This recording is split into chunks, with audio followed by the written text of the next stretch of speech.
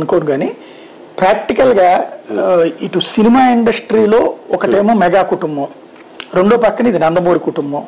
వాస్తవంగా శాసించే వాళ్ళు వీళ్ళే అంటుంటారు.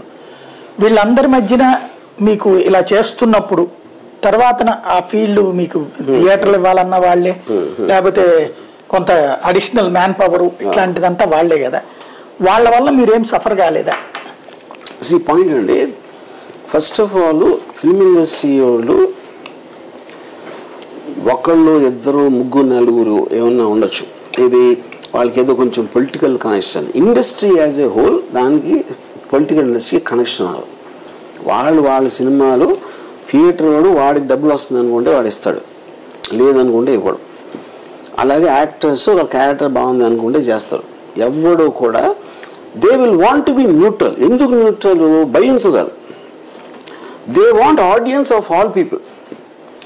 వాళ్ళ సినిమా టీడీపీ వాళ్ళు చూడాలి, వైసీపీ వాళ్ళు చూడాలి, వీళ్ళు చూడాలి, అందరూ చూడాలని కోరుకుంటారు. ఇర్రెస్పెక్టివ్, పవన్ కళ్యాణ్ ఫ్యాన్స్ చూడాలి, మహేష్ బాబు ఫ్యాన్స్ అని కోరుకుంటారు. కానీ ఈ పర్టికులర్ వాళ్ళకి నేను ఉన్నాను అందుకని దీనికి ఫేవర్ చేస్తాను ఏ ఇండస్ట్రీ కూడా అనుకోండి.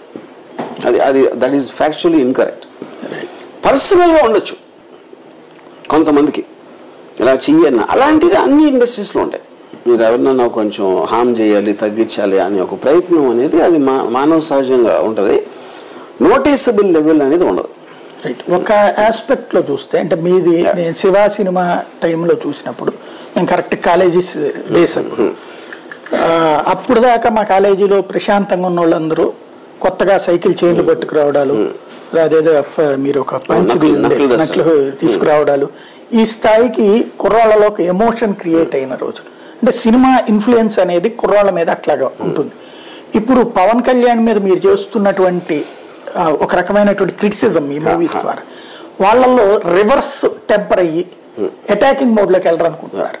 ఇప్పుడు ఒక పాయింట్ అండి, ఫస్ట్ ఆఫ్ ఆల్ శివ అప్పుడు ఇది నేను చాలాసార్లు విన్నా, అందరూ సైకిల్ చైన్ పడినప్పుడు సైకిల్ చైన్ చాలా ఒక అన్యూజువల్ వెపన్. అది దాంతో కొడితే మీకు ఎక్కువ తగలడం అట్లా కాదు, మీకు తెలుసు అదేది ఎవరు కొట్టారు వాళ్ళకే. అంటే కర్ర అక్కడ ఉంటది, చైన్ వెనక్కి వస్తుంది స్వింగ్ లో, ఆ గ్రిప్ తో కూడా అలా చేతులు